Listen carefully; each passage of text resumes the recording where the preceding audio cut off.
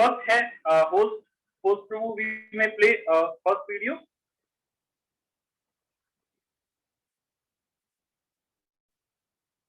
ये वीडियो है वो कुछ कल का हमारा टॉपिक था कि हर कोई है वो हैप्पीनेस ढूंढ रहा है, everyone is searching for happiness, और हर किसी को सीक्रेट जानना है कि हैप्पीनेस क्या है, हैप्पीनेस का सीक्रेट क्या है। तो वो सीक्रेट है वो अभी हम जान सकते हैं, देख सकते हैं कि अगर इस मटेरियल वर्ल्ड में हम हैप्पीनेस सर्च कर रहे हैं, अगर इस मटेरियल वर्ल्ड में हम हैप्पीनेस सर्च कर रहे हैं तो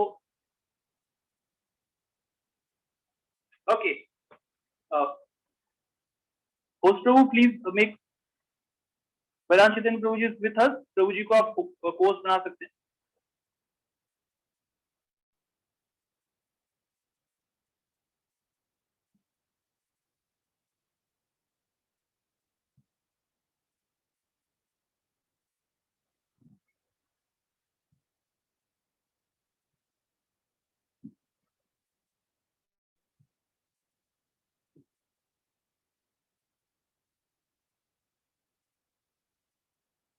ओके, तो हम ज्यादा समय आपका ना लेते हुए हम आज के जो स्पीकर है वो हमारे साथ है, हम उनका स्वागत करते हैं।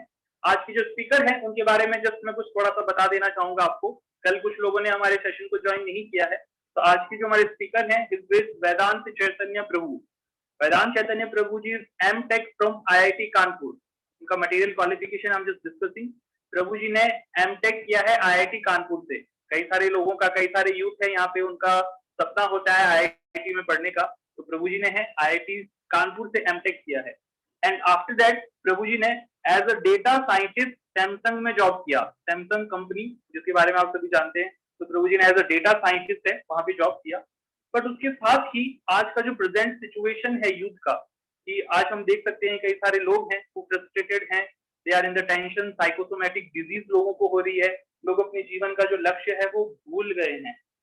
इन सब को बताने के लिए प्रभु जी ने अपना जो जीवन है वो preaching of the message, ancient India जो हमारा भारत है उसका जो कल्चर है, उसके जो मैसेजेस है उसको प्रोपोगेट करने के लिए, प्रीच करने के लिए प्रभु जी ने अपना पूरा जीवन है वो उसके लिए डिवोट कर दिया है। एंड प्रभु जी जो हमारे स्क्रिप्चर्स हैं, शास्त्र हैं, उनसे हम कैसे जीवन में अपने बेनिफिट ले सकते हैं, साइंटिफिकली कैसे स्क्रिप्चर्स को अपनी लाइफ में हम इम्प्लीमेंट कर सकते हैं, तो प्रभु जी इस टीचिंग्स को हमें सिखाते हैं। He is a life coach and educator. Now he is monk also, Prabhu ji monk है। एंड इस्कॉन नोएडा में प्रभु जी एज अ को प्रेसिडेंट है, और प्रभु जी के गाइडेंस में हजारों यूथ है वो कृष्णा कॉन्शियसनेस को प्रैक्टिस कर रहे हैं, और अपने जीवन में हम किस तरह से प्रसन्न रह सकते हैं या जीवन में आने वाली प्रॉब्लम्स को हम कैसे सॉल्व कर सकते हैं, इसके लिए प्रभु जी हजारों यूथ को गाइडेंस देते हैं। एंड प्रभु जी की ही गाइडेंस में कई सारे मैरिड लोग हैं वो भी कृष्णा कॉन्शियसनेस को अपनी लाइफ में प्रैक्टिस कर रहे हैं। तो साइंटिफिकली स्क्रिप्चर्स को हमें अपनी लाइफ में कैसे इंप्लीमेंट करना है वो प्रभु जी हमें इस तरह के सेशन से बताते हैं। तो आप सभी से मेरा रिक्वेस्ट है कि आप नोटबुक, पेन, पेपर लेके बैठे, और प्रभु जो भी चीज हमें बताते हैं इस तरह से उनको आप क्या करें, नोट डाउन कर लें, क्योंकि अगर किसी भी चीज को हमें लंबे समय तक याद रखना है, we have to note down that. तो इंटेलिजेंट व्यक्ति क्या है, जो सही चीजों को सही जगह, सही मात्रा में नोट डाउन करे और उसे अपने जीवन में इंप्लीमेंट करे।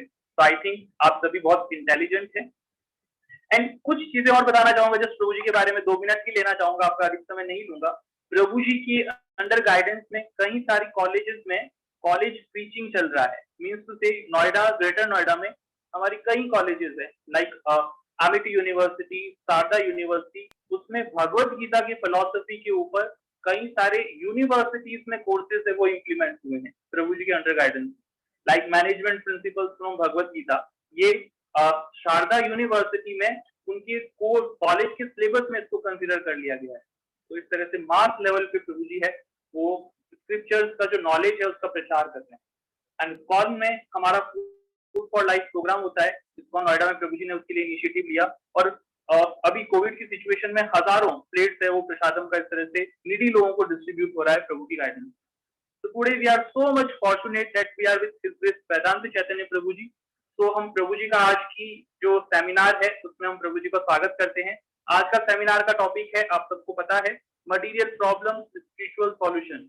हम अपने जीवन में बहुत सारी प्रॉब्लम्स को देखते हैं, महसूस करते हैं, फेस करते हैं, उनका सॉल्यूशन ढूंढने की कोशिश करते हैं, but we are not able to find the solution. Material problems का मटेरियल सॉल्यूशन हम फाइंड आउट नहीं कर सकते। तो उनका क्या सॉल्यूशन है और क्या मटेरियल प्रॉब्लम्स है, उनको हम कैसे ओवरकम कर सकते हैं, तो आज हम प्रभु जी से इसके बारे में सुनेंगे। तो हम प्रभु जी का आज की कक्षा में स्वागत करते हैं। अधिक समय ना लेते हुए I just want to hand over this talk to this Vedant Chaitanya Prabhu. Thank you so much Prabhu ji, over to you. Hare Krishna. हम जैसा हम कल शुरुआत किए थे मंगलाचरण से हम आज शुरुआत करेंगे। हम थोड़ा सा हम प्रेयर्स करेंगे, फिर उसके उपरांत हम सेशन शुरुआत करेंगे। ओम अज्ञानतिमिरन्धस्य ज्ञानाञ्जनाशलाकया चक्षुरुन्मिलितं येन तस्मै श्रीगुरवे नमः। श्रीचैतन्यमनोभीष्टं स्थापितं येन भूतले स्वयं रूपः कदा मह्यं ददाति स्वपदान्तिकं।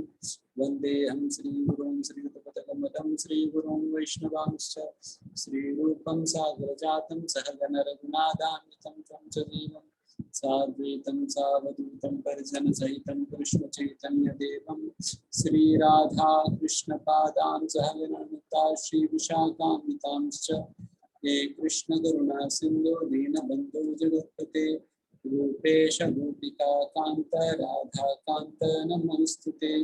तप्त कांचन गौरांगी राधे वृंदावनेश्वरी वृषभानुसुते देवी प्रणमामि हरिप्रिये। वाञ्छाकल्पतरुभ्यश्च कृपा सिन्धुभ्येव च पतितानां पावनेभ्यो वैष्णवेभ्यो नमो नमः।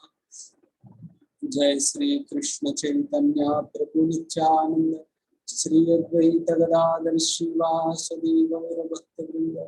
हरे कृष्णा कृष्ण कृष्णा हरे हरे, हरे राम राम राम हरे हरे। नमो विष्णुपदाय कृष्णाय भूतले श्रीमद्देवकी वेदांत स्वामी नामिने। नमस्ते सरस्वती देवी गौरवाणी प्रचारिणे विशेष शून्यवादी पाश्चात्य देश तारिणे। हरे कृष्णा। सभी का स्वागत है वापस पुनः आप सभी से मिलकर हमें बहुत अच्छा लग रहा है। जैसे कल का दिन हम लोग search for happiness, the secret of happiness, इसके विषय में हमने चर्चा किया। तो आज एक और विशेष टॉपिक है जहाँ हम चर्चा करेंगे material problems and spiritual solutions. Material problems and spiritual solutions. वैसे तो हमारे पास अनेक प्रकार के प्रॉब्लम्स तो है ही, प्रॉब्लम्स को कोई कमी तो नहीं है, और उन प्रॉब्लम्स का हम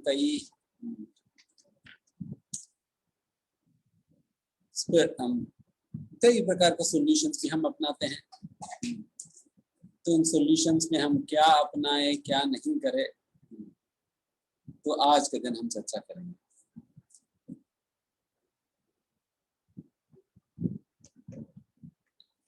हेडफोन में लगा हुआ, वॉइस इज बेटर ना।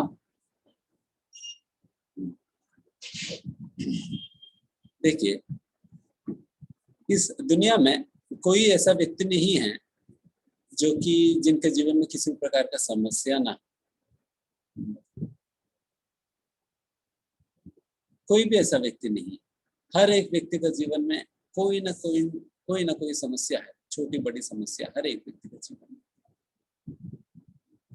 एंड सभी अपने अपने क्षमता के अनुसार अपने अपने समस्याओं को सुलझाने के प्रयास में ही लगे हैं,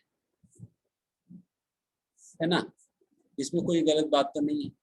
हर एक व्यक्ति अपने अपने क्षमता के अनुसार अपने समस्याओं को सुलझाने में ही लगे हैं। सुबह से लेकर रात तक यही काम करते हैं, समस्याओं को सुलझाना। इसमें दो कार्य हैं। एक तो इधर जो भी हम सुबह से लेकर रात तक जो कोई भी कार्य करते हैं, that is kind of a problem shooting exercise. सुबह से लेकर रात तक वही करते हैं। इधर दो प्रकार के कार्य करते हैं। कुछ कार्य जो है एज ए प्रिकॉशनरी हम करते हैं ताकि प्रॉब्लम ना आए आगे, एंड दूसरा इधर प्रॉब्लम हमारे जीवन में आ चुकी है, उस प्रॉब्लम को सुलझाने के लिए हम कार्य कर रहे हैं। इधर प्रॉब्लम को सुलझाने के लिए, सॉल्व करने के लिए कार्य कर रहे हैं, या नहीं तो प्रॉब्लम को अवॉइड करने के लिए एक प्रिकॉशन के रूप में हम कार्य कर रहे हैं। यही दो प्रकार के कार्य हम सुबह से लेकर रात तक करते रहते हैं। तो ultimately it is a kind of problem shooting exercise. जैसे उदाहरण के लिए हम सुबह सुबह हम अपना दांत साफ करते हैं। दांत साफ किस लिए करते हैं? ताकि बाद में किसी प्रकार की दांत की प्रॉब्लम ना आए, हमारा मुंह से कोई बदबू ना आए और हमारा दांत की प्रॉब्लम ना आए, तो इसलिए हम दांत साफ करते हैं। तो आगे आने वाले प्रॉब्लम को अवॉइड करने के लिए अभी प्रिकॉशन के रूप में हम दांत साफ कर रहे हैं। उसी प्रकार से हर एक कार्य, भोजन हम किस लिए करते हैं? भोजन इसलिए करते हैं क्योंकि भूख का प्रॉब्लम को खत्म करने, क्योंकि भूख बहुत दर्ददायक है। तो वैसा भूख को मिटाने के लिए हम इस प्रकार से ये करते हैं। देन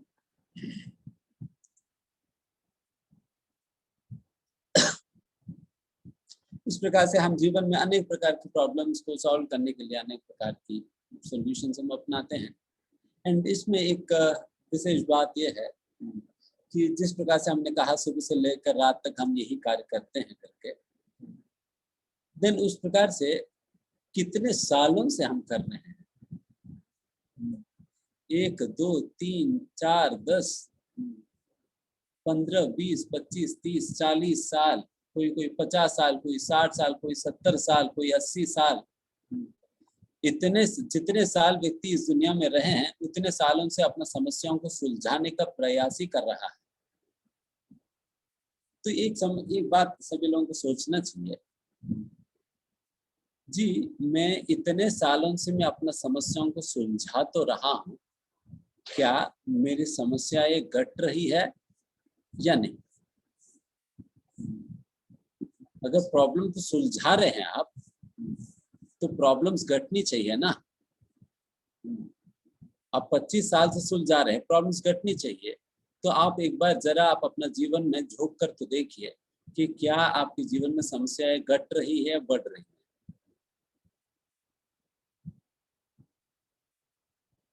तो हमेशा इसी प्रकार का अनुभव होता है कि प्रॉब्लम बढ़ने का ही अनुभव होता है। बचपन में जितने समस्याएं हैं, उसका कई गुना ज्यादा समस्याएं बड़े होने के बाद आ रहे हैं। फिर उसका कई गुना ज्यादा समस्याएं बूढ़ा बनने के बाद आ रहे हैं। उसका कई गुना समस्याएं मरते वक्त आता है। ठीक है, कभी कभी किसी को कोई थोड़ा कम अनुभव होता है, कोई किसी को थोड़ा ज्यादा अनुभव होता है, बट अल्टीमेटली सभी का जीवन, कोई ऐसा नहीं कह सकते मैं प्रॉब्लम फ्री हो चुका हूँ। यहाँ पर समझने वाली बात यह है कि जब हम 70-80 साल से या 50-60 साल से हम जब प्रयास कर रहे हैं अपना समस्याओं को सुलझाने के लिए, जब समस्याएं खत्म नहीं हो रही है, तो जरा सोचना तो चाहिए कि जो समाधान हमने अपनाया है, इधर वो समाधान या सॉल्यूशन गलत है, नहीं तो हम इधर प्रॉब्लम को ही हम सही से आइडेंटिफाई नहीं कर रहे। कई बार प्रॉब्लम को ही सही से आइडेंटिफाई नहीं करते हैं एंड सॉल्यूशन लगाने लगते हैं, देन फिर क्या होगा? प्रॉब्लम भी सॉल्व नहीं होगा एंड दूसरी और सॉल्यूशन भी ठीक नहीं है, क्योंकि प्रॉब्लम हम सही से आइडेंटिफाई नहीं किया। तो इसलिए आज का दिन हम ये करेंगे कि first of all we will try to zero in on what the problem of life actually is. असलियत में जीवन की समस्या है क्या, जिसे समाधान करने निकले हैं।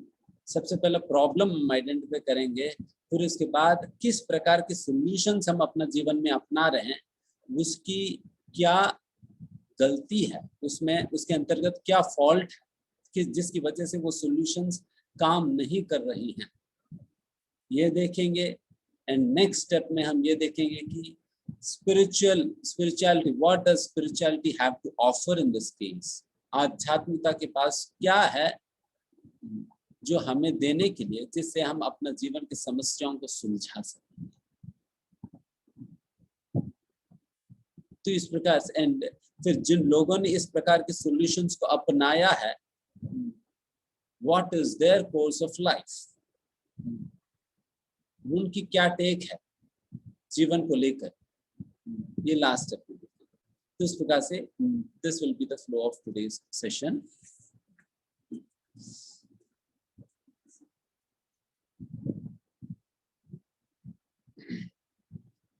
तो सबसे पहले हम आपसे एक प्रेजेंटेशन शेयर करना चाहेंगे।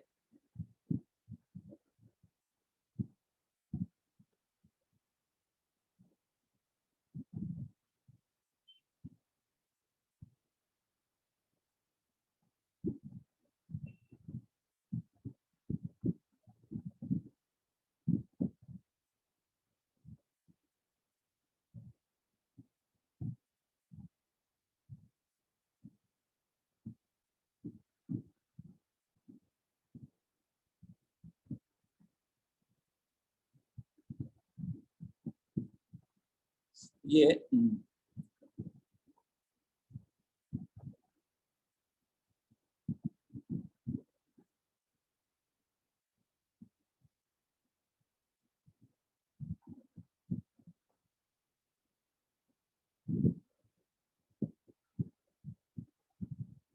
यस, सबको दिख रहा है ना प्रेजेंटेशन?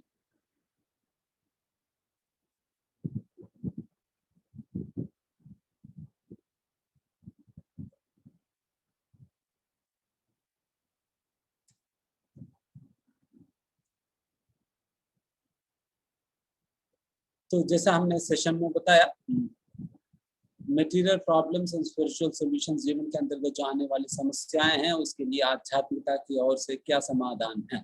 तो इसके संदर्भ में हम पहला ये भी चर्चा करेंगे, जो भी कोर्स हमने बताए उसके अंतर्गत ये बात हम चर्चा करेंगे कि मनुष्य और ह्यूमन के बीच में, मनुष्य और एक जानवर के बीच में क्या अंतर है, और साइंस के पास, विज्ञान के पास हमारा जीवन की समस्याओं को सुलझाने के लिए क्या समाधान है, और उसकी समाधान की क्या दशा है।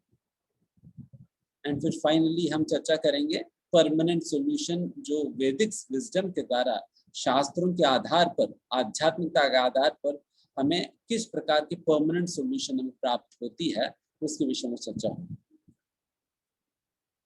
बाकी ये 2 सेक्शंस आज के दिन हम चर्चा नहीं करेंगे, लास्ट 2 सेक्शंस, केवल पहला 3 सेक्शंस हम चर्चा करेंगे।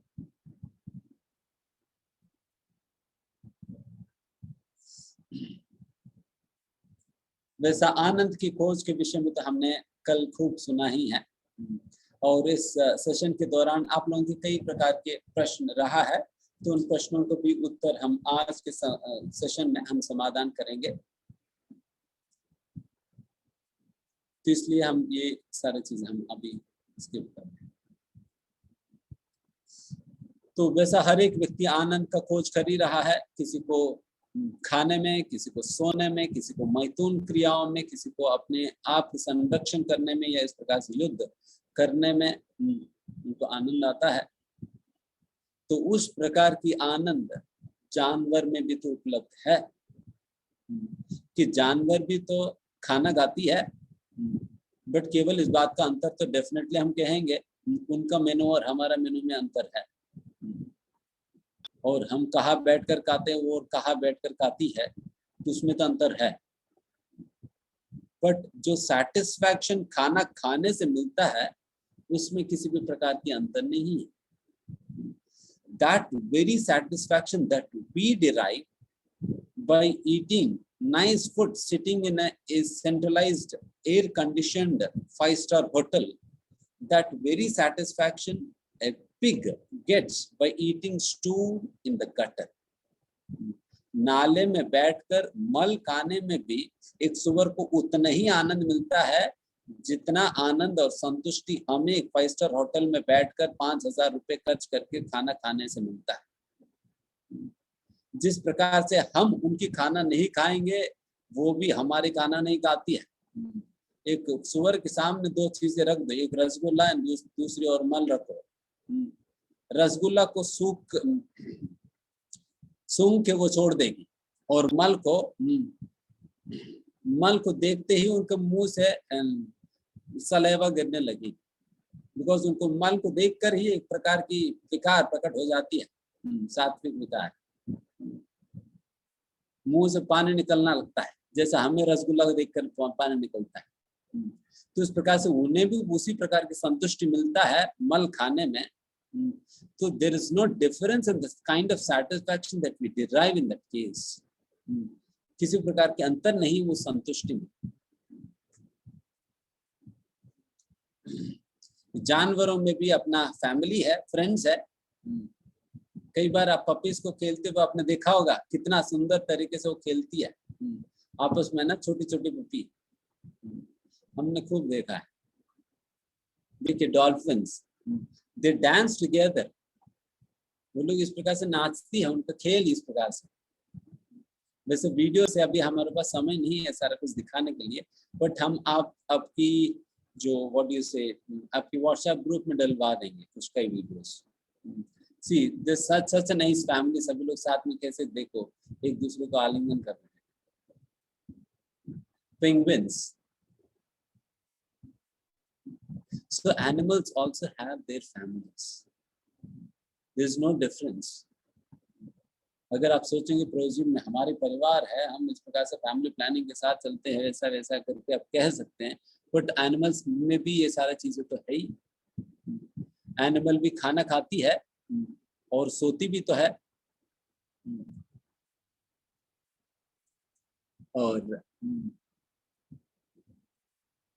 हम भी सोते हैं, एक जानवर भी सोती है, और हम भी मैथुन करते हैं, एक जानवर भी मैथुन करती है।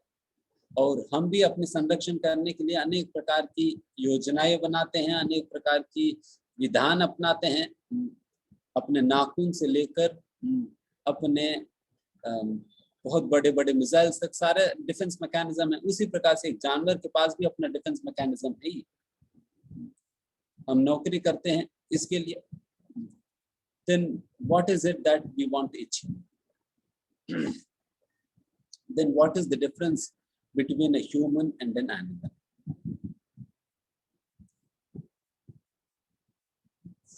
तो ये सारा कुछ कॉमनैलिटी है जो कुछ भी हम अभी तक बताएं।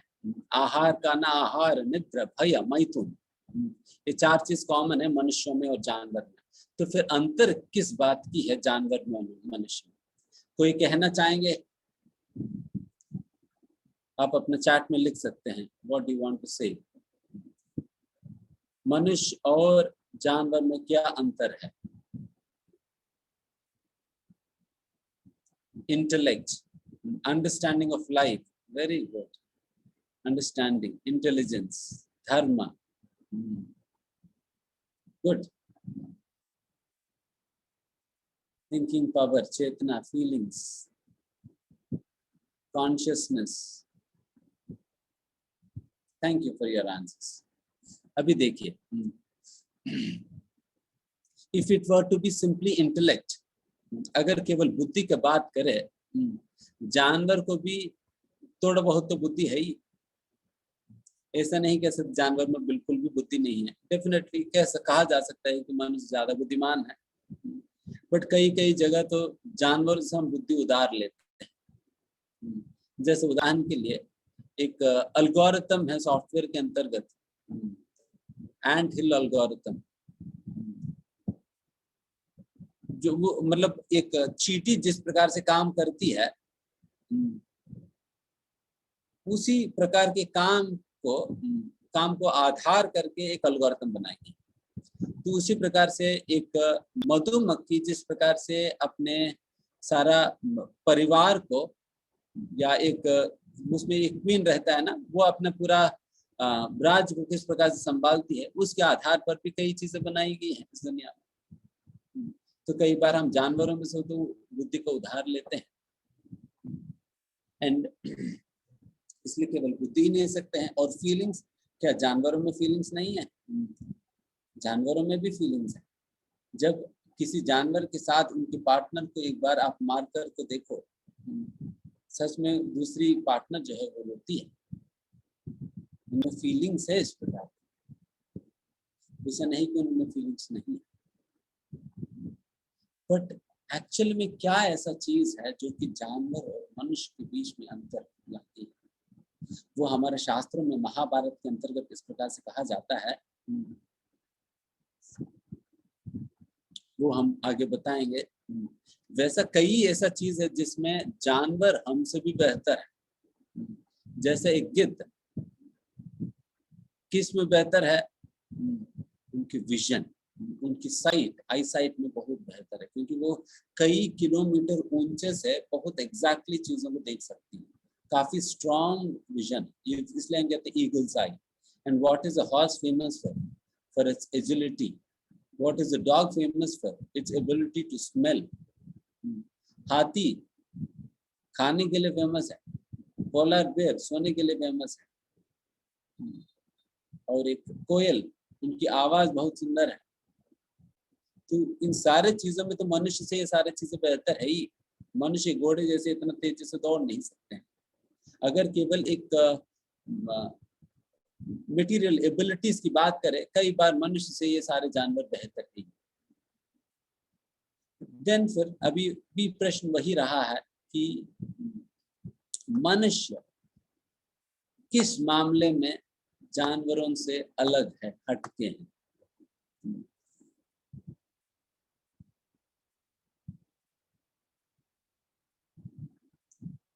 What makes human being different and special in comparison to an animal? क्या डिफरेंस है? वही हमारे शास्त्र में बताया जाता है। आहार निद्र भयमैथुनं च सामान्यमेतत् पशवी नराणां धर्मो हि एको अधिको विशेषो धर्मेण हीना पशवी समानः। अगर आहार निद्र भय मैथुन की बात देखे, देन एक जानवर हमसे बेहतर है, क्योंकि जितना खाना ये हाथी खा सकती है उतना खाना हम 10 दिन में भी नहीं खा पाएंगे, क्योंकि हमारा कोटा तो 250 ग्राम खाने से हमारा पेट भर जाता है। ये खाते तो 50 किलो खाकर भी कहते हैं थोड़ा और लाओ, थोड़ा और लाओ, उनको पेट नहीं भरता। तो इस प्रकार की हाथी है। दिन तो सोने की बात करें, निद्रा, कई बार आज के समय पे लोगों को बिस्तर पर लेटने के बाद भी नींद नहीं आता। उन्हें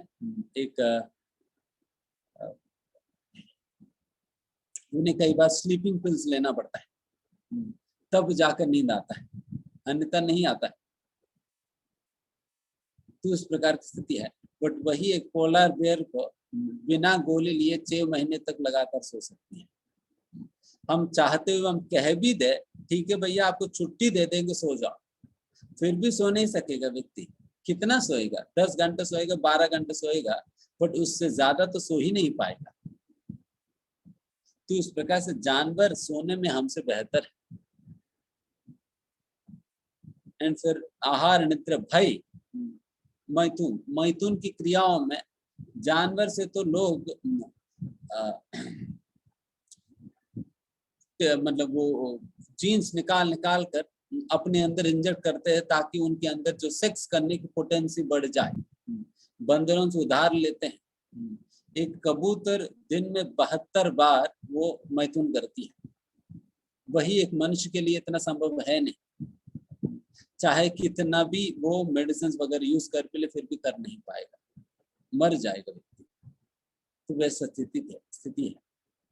तो उस प्रकार से अगर यही 4 कार्य देखा जाए, आप चाहे जो कुछ भी कर लीजिए, फिर भी आप अपनी कैपेसिटी को बियॉन्ड लिमिट तो आप एक्सटेंड कर ही नहीं पाओगे, इसलिए but what today's human is trying to do is trying to compete with the animals in these 4 aspects. But कितना भी प्रयास करे, वो 4 रोटी से ज्यादा खा नहीं पाएगा, कितना भी डाइजेस्टिव गोलियां खा लीजिए। He's trying to compete with animals, but the foolish thing is that rather than competing with the animals in these 4 aspects, why not understand what the human life of is meant for? क्यों हम ये बात नहीं समझे कि हमारा मनुष्य जीवन किसके लिए है, किस चीज के लिए, बात समझकर उस चीज के लिए हम जीना। तो यही बात हम अभी देखेंगे। वैसा हम अपना टेक्नोलॉजी को आगे बढ़ाकर हम कई चीजें हमने हासिल किया है। Skyscraper buildings, luxury houses, jet planes, mobile phones, इन सारे चीजों के लिए कोई कमी नहीं। तो हमारा सारा टेक्नोलॉजी इकट्ठा करके हम क्या बन सका, एक sophisticated deluxe edition to animals.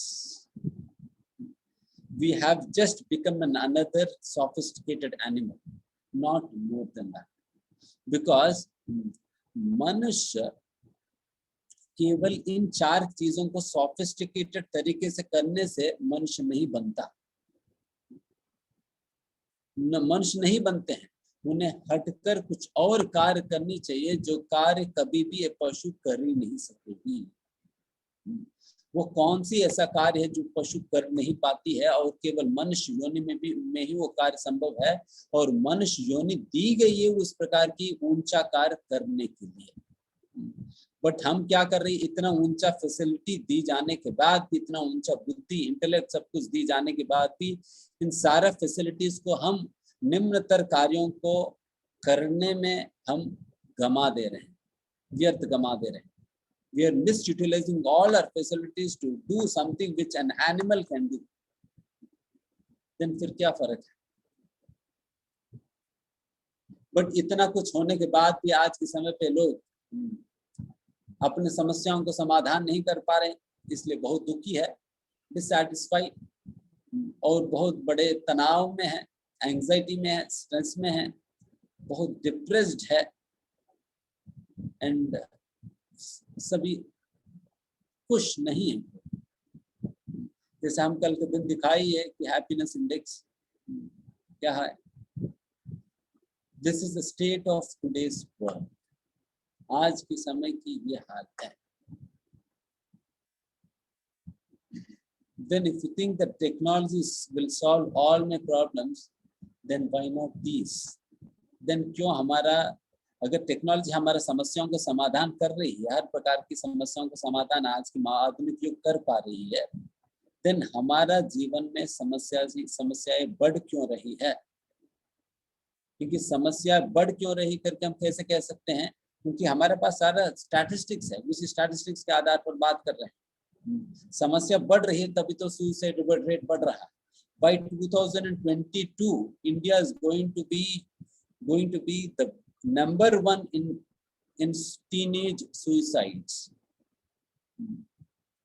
पूरा वर्ल्ड में नंबर 1 पे आएगी. अभी कंपटीशन चल रहा है, बस अगले साल तक नंबर 1 में पहुंच जाएंगे. तो इस प्रकार की स्थिति है. डाइवर्स रेट क्यों बढ़ रहे हैं, स्ट्रेस लेवल्स क्यों बढ़ रहे हैं, तो ये सारा कुछ बहुत बड़े इंडिकेशन है आज की दुखद समाज की. That means the technology that is being brought about is not fit enough to solve the problems of life. जीवन की समस्याओं का समाधान करने के लिए पर्याप्त नहीं है. तो इसलिए महाभारत के अंतर्गत ये बात कहा जाता है, इस श्लोका के अंतर्गत जीवन की असली उद्देश्य के विषय में समझाए जा रहे हैं.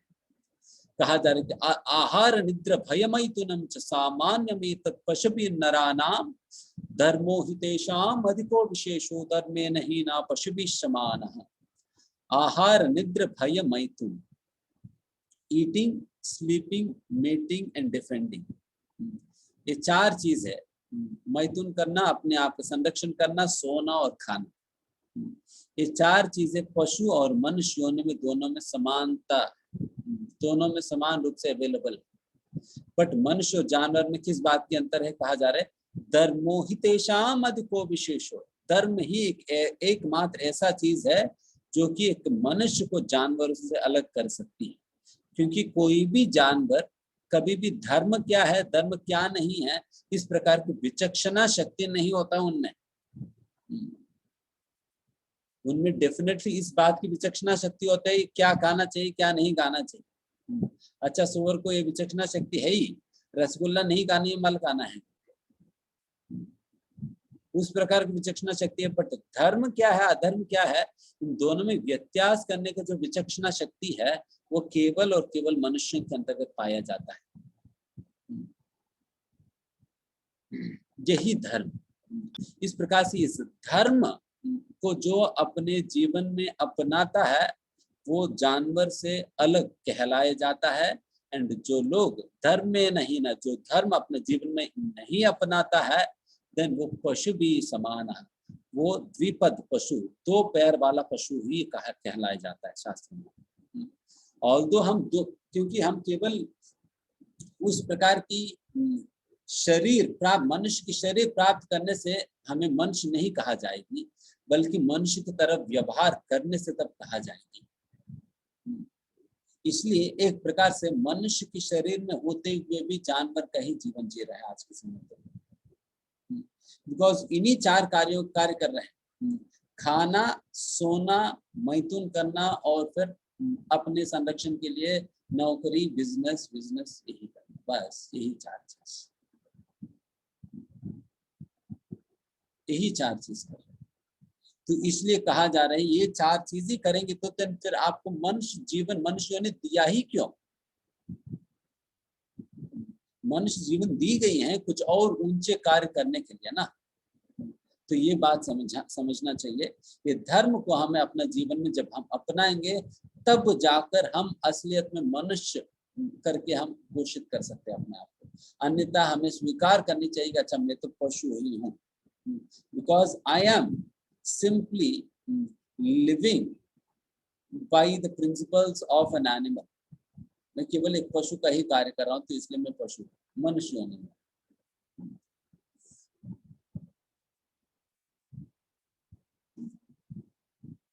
तो इसलिए इस धर्म के अंतर्गत केवल मनुष्य ही इस प्रकार के प्रश्न पूछ सकता है।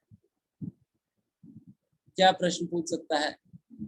भगवान कौन? मेरे जीवन में इस प्रकार के दुख कहाँ से आ रहे हैं? ऑल्दो मैं चाहता तो नहीं हूँ इस प्रकार की समस्या मेरे जीवन में आना, फिर भी मेरे जीवन में इस प्रकार की समस्याएं क्यों रह रही है? मैं इतना प्रयास कर रहा हूँ समस्याओं को सुलझाने के लिए, बट फिर भी मेरे जीवन में समस्याएं बार बार आ क्यों रहे हैं? और मेरे ऊपर इस प्रकार के नियम क्यों थोपा जा रहे हैं? और मैं असलियत में कौन हूँ? और ये चारों ओर जो सृष्टि है वो क्या है, कौन बनाया है? तो इस प्रकार के प्रश्न किसी जानवर के अंतर्गत कभी भी नहीं आ सकता है, केवल मनुष्य में ही इस प्रकार के प्रश्न उठ सकता है। ऐसे ही लोगों को भगवद गीता में भगवान कहते हैं जिज्ञासु is an inquisitive person who develops this sort of questions. तो हमें इस प्रकार से प्रश्न पूछने चाहिए। और एक जानवर डेफिनेटली वो भी जिज्ञासा करती है, खाना पीना, सोना, मैथुन और अपने संरक्षण हेतु, बट एक मनुष्य अपने जीवन, मृत्यु और मृत्यु के परे के जीवन, इन सारे चीजों के विषय में वो पता लगा सकता है। तो ये सारे बातें हमें कहाँ प्राप्त होंगी? ये सारी बातें हमें भगवत गीता जैसे ग्रंथ में प्राप्त होगी, जो जहाँ पर भगवतता के आधार पर प्रवचन होती है, वहां से हमें इस प्रकार की प्रश्नों के समाधान हमें मिलता है। तो इस प्रकार के प्रश्न जब हमारे जीवन में आता है, तभी जाकर हमें we are actually utilizing the intellect, the superior intellect that a human is being awarded. नहीं तो हमारे पास सुपीरियर इंटेलेक्ट होते हुए भी अपने जीवन की समस्याओं को सुलझा नहीं पाएंगे। देखिए, हम एक बहुत विशेष बात हम बताएंगे, ध्यान से सुनिए।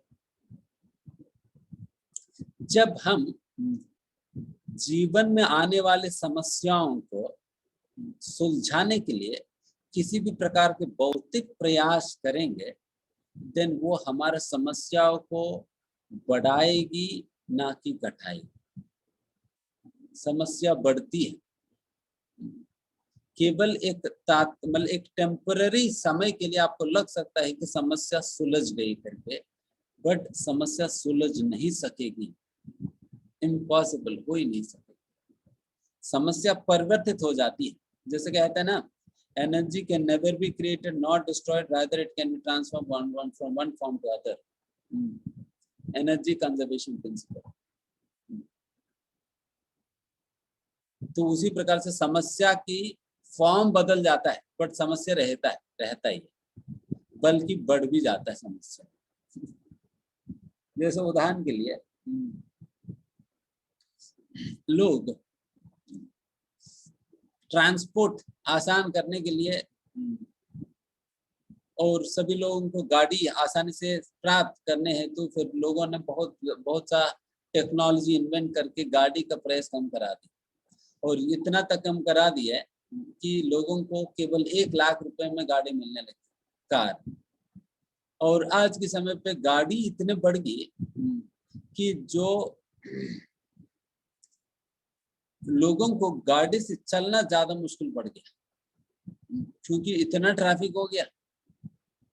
कई बार लोगों के पास गाड़ी होते हुए भी गाड़ी से नहीं चलते हैं, मेट्रो ले लेते हैं, ठीक है, मेट्रो से चलते हैं, क्योंकि इतना ट्रैफिक बढ़ गई। अभी के समय पे जितना गाड़ियां हमारे पास है, उतना गाड़ियों के लिए जो हमारे पास रोड है वो सफिशिएंट नहीं है।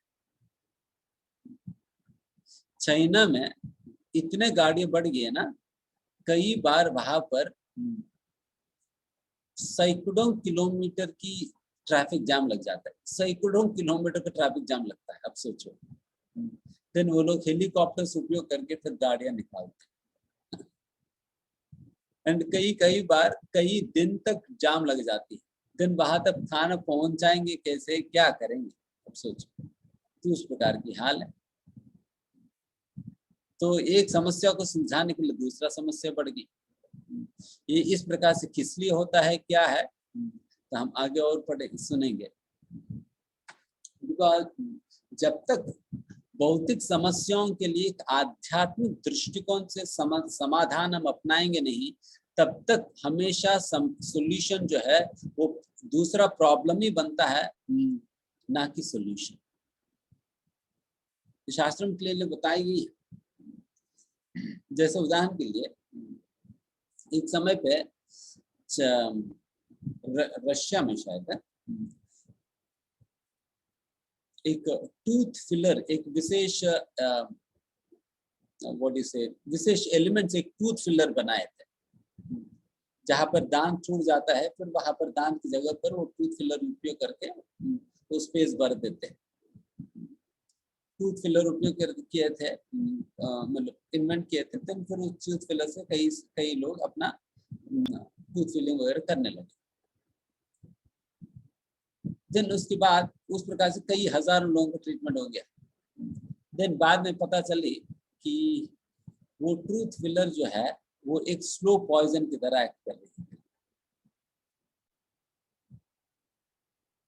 तो फिर टूथ फिलर को डालने के लिए 1000 रुपए लिए थे, एंड अभी टूथ फिलर को निकालने के लिए 1-1 लाख रुपए लेने लगे।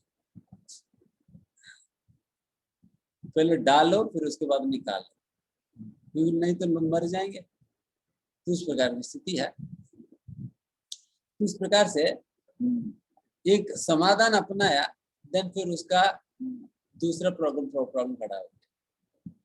उसी प्रकार से दैनिक जीवन में हमेशा इस प्रकार से देखा जाता है। Because this is the nature of this world, you can never put a full stop to the problems of life. जीवन की समस्याओं को आप फुल स्टॉप रख नहीं सकते,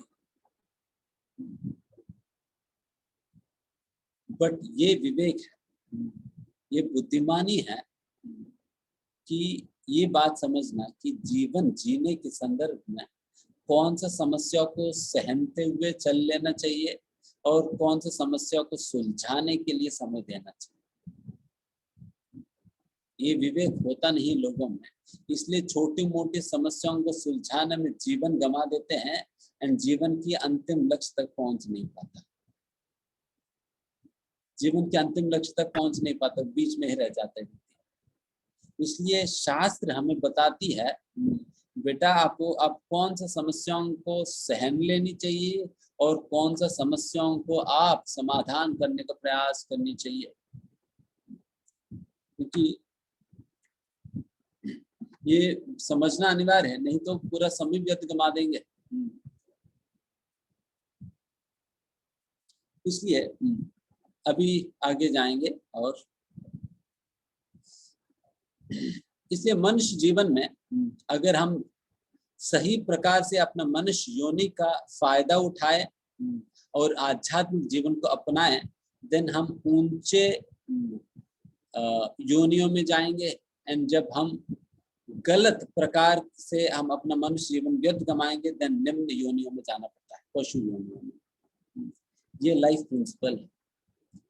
देखिए, मतलब बिल्कुल लॉजिकल है, इसमें कोई गलत बात नहीं है, क्योंकि जैसा कि आपको एक ऊंचा फैसिलिटी दी गई है ऊंचे कार्य करने के लिए, जब अपना फैसिलिटी उपयोग करके ऊंचे कार्य नहीं कर रहे हैं, देन फिर आपको कहा जाता है ठीक है आपको निम्न कार्य ही करना है, देन फिर लोअर फैसिलिटी ले लीजिए। आपको अगर खाना ही खाना है दिन भर, देन फिर पशु बन जाओ। देन पशु बनेंगे तो आपको बेटर डाइजेस्टिव सिस्टम है, आप ज्यादा खा सकते हो, ज्यादा पचा सकते हैं। आपको मांसाहार खाने की इच्छा है, देन शेर बन जाओ, कुत्ता बन जाओ, देन आपके पास डाइजेस्टिव सिस्टम एंड आपका जो टीथ, दांत भी उस प्रकार की दी जाएगी जिससे आप मांस को बहुत आसानी खा सकेंगे और आसानी से आप पचा भी सकोगे। तो इस प्रकार की फैसिलिटी भगवान भी कहते ठीक है आपको यही इच्छा है तो फिर उस प्रकार की फैसिलिटी मैं दे दूंगा दूसरी योनि में, इस योनि को आप व्यर्थ क्यों गमा रहे? हमें ये योनि दी गई है कुछ ऊंचे प्रकार की लक्ष्य को प्राप्त करने के, बट लोग अगर आप खास कर मतलब हम अपना जीवन को घेर के देखेंगे तो केवल यही 4 चीज दिखाई पड़ती है। इन्हीं 4 चीजों की इंतजाम करने के लिए हम सारा कुछ दिन भर मेहनत करते दौड़ते रहते हैं। बस जो भी नौकरी कर रहे हैं सभी यही कार्य कर रहे हैं, यही 4 चीज कर रहे हैं, चाहे प्राइम मिनिस्टर हो, चाहे एक गली का कुत्ता, गली के कुत्ते से लेकर प्राइम मिनिस्टर तक सभी लोग यही 4 कार्य कर रहे हैं, केवल अपने अपनी क्षमता के अनुसार छोटे बड़े स्केल पर कर रहे हैं। बस कोई लोग समाज सेवा के नाम पे भी करते हैं, समाज सेवा के नाम पर भी अपना पेट भी भरते हैं, दूसरों मतलब वही होता, वहां पर भी एक एक्सटेंडेड सेंस ग्रेटिफिकेशन ही होता है, एक विस्तृत इंद्रिय तृप्ति होता है। बट डेफिनेटली समाज सेवा करना गलत नहीं है, बट समाज सेवा होता क्या है ये समझकर करना बहुत अनिवार्य है, नहीं तो हम सेवा के तौर पर उन्हें मरवा देंगे, उनके लिए हानिकारक कार्य करवाएंगे। इसलिए शास्त्रों के आधार पर हमें समझना पड़ेगा कि what actually benefits me and what actually benefits others, ये बात समझना चाहिए। तो इस प्रकार की रीजनिंग पावर का हम उपयोग करके इस प्रकार के प्रश्न हमें पूछना चाहिए, कौन मैं क्यों इस प्रकार के दुख भोग रहा हूं, मेरे जीवन के क्या लक्ष्य है। ये बहुत ही महत्वपूर्ण प्रश्न है, ये बात समझना कि जीवन के लक्ष्य क्या है। आज के समय पे लोग जीवन जी तो रहे हैं बट उनके जीवन का कोई लक्ष्य होता नहीं। अरे what is the use of a journey which has no destination, वैसा जर्नी का क्या प्रयोजन है जिसका कोई गम्य स्थान ही नहीं है, कहाँ जाना है कहाँ पहुंचने पता ही नहीं है। ऐसा हम भी कभी नहीं करते ना। एक साधारण से साधारण, अगर आप घर से बाहर निकलते वक्त तो आप कम से कम दिमाग में रहता ही है कि मुझे यहाँ जाना है, और अगर रास्ता पता भी नहीं है और कैसे जाना है ये भी पता नहीं है, फिर भी कम से कम इतना तो दिमाग में होता है, अच्छा मुझे शॉपिंग मॉल पे पहुंचना है, मुझे यहाँ पर पहुंचना है, मुझे दिल्ली जाना है, मुझे आगरा जाना है, वृंदावन जाना है। इस प्रकार के लक्ष्य तो कम से कम बुद्धि में रहता है। बट आज के समय पे लोग इतने बुद्धू बन चुके हैं कि लोगों को अपना जीवन का लक्ष्य होता क्या है ये भी समझ नहीं आता, और कई लोगों के जीवन में किसी प्रकार का लक्ष्य होता नहीं। एंड किसी से अगर पूछा भी जाए, लोग बच्चों की तरह कहते हैं मुझे डॉक्टर बनना है, मुझे इंजीनियर बनना है, मुझे सॉफ्टवेयर इंजीनियर बनना है, मुझे अमेरिका जाना है। क्या अमेरिका जाना जीवन के लक्ष्य है? अमेरिका जाना जीवन के लक्ष्य बन गया आज की में।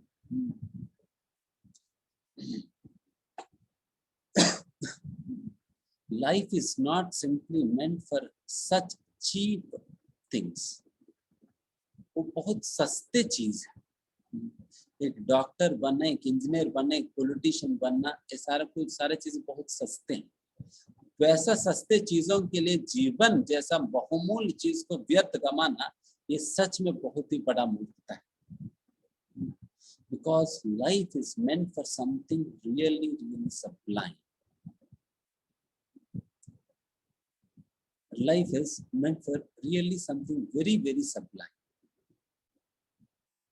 And वो sublime क्या है? वो हमें शास्त्रों के द्वारा पता चलता है। जिस धर्म के आचरण करना, धर्म के आचरण करके what is that we want to achieve in life, तो ये हमें समझना चाहिए। ये हमें शास्त्रों के आधार पर हमें पता चलता है।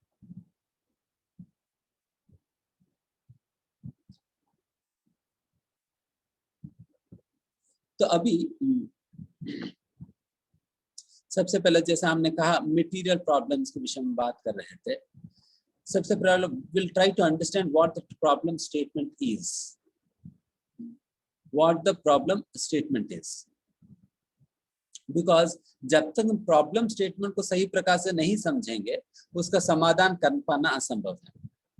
इसलिए प्रॉब्लम स्टेटमेंट को सही प्रकार से समझना बहुत अनिवार्य है, क्योंकि जिन चीजों को हम प्रॉब्लम के रूप में समझते हैं असलियत में वो बहुत ही ट्रिवियल प्रॉब्लम्स, बट असलियत में जीवन की समस्याएं क्या हैं ये समझना बहुत ही अनिवार्य है। इसलिए भगवान भगवद गीता के अंतर्गत ये बात बहुत क्लियरली बताते हैं कि जन्म मृत्यु जरा व्याधि दुख दोषानुदर्शनम।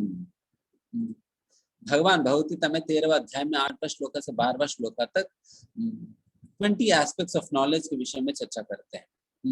There are 20 aspects of knowledge which constitute the knowledge in reality as per God. भगवान के हिसाब से ज्ञान मतलब ये 20 चीजें हैं, और 20 चीजों में एक चीज ये है कि जन्म मृत्यु जरा व्याधि दुख दोषानुदर्शनम। जो व्यक्ति birth death old age and disease, इन 4 चीजों को असलियत में अपना जीवन की समस्याओं के रूप में जो पहचान सकता है वो व्यक्ति असलियत में ज्ञानी है, क्योंकि असलियत में जीवन की समस्याएं ये 4 चीज है। बाकी सारे छोटे मोटे चीजें जो जीवन में आते जाती है।